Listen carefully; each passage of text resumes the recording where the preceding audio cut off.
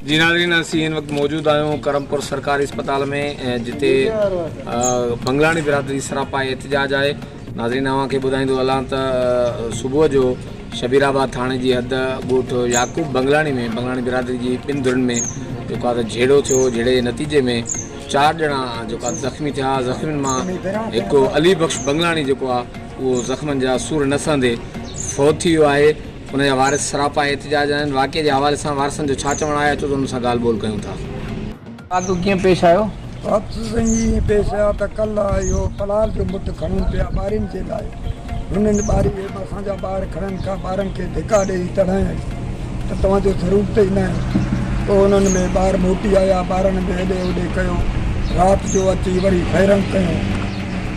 राह ज़मीनदार आहे भुगती, असां राह कयूं उहो जमादार आहे। कहिड़ी धुर आहे उहा जेकी?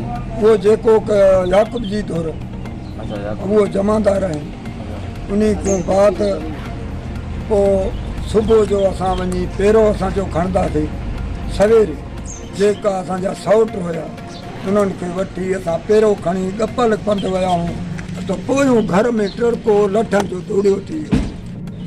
भॼंदो असां बि वियासीं, छोकिरा बि हुया। कुहाड़ियुनि जो फेर करी कुराड़ो केरे कुहाड़ियुनि सां मथो फाड़ियूं। हे हथ बि भॻल अथसि, ॼंग बि भॻल अथसि। मुड़ुसु किरियूं छोकिरनि खे ॾिसे थो रत को बाबरनि हे बि कुहाड़ियुनि सां किरियूं लटनि हिननि खे लॻल आहिनि, ॿाह भॻल आहिनि। इन खां बाद पोइ आंदोसीं। छा अपील कंदो तव्हां हाणे? जी कहिड़ी अपील कंदो? असांजो अपील आहे त बाज़ू वटि ॿियो अपील आहे त असांजो मदद कयो बाबा। असांजो अपील इहो आहे। बाज़ुनि जो अचूं एफआर बि थिए। वो असांजो फ़ौत थियो चोथों। छा नालो अथव? नालो अली बख़्श साईं। तव्हांजो वालिद साहिबु? जी साईं। वाक़ियो साईं इहो पलालनि जे मथां थियो। जेको खणूं पिया इहो पलाल ॿारनि जे लाइ, उन जे हिसाब सां अची तव्हां छो था खणो। उन जे हिसाब सां अची राति को फायरिंग कयईं, वरी सुबुह सवेर जो वरी हमिलो कयईं अची। जी साईं। कहिड़ी अपील कंदो हाणे? असांखे साईं इंसाफ़ खपे, असांखे अदालत खपे, असांखे इंसाफ़ खपे साईं।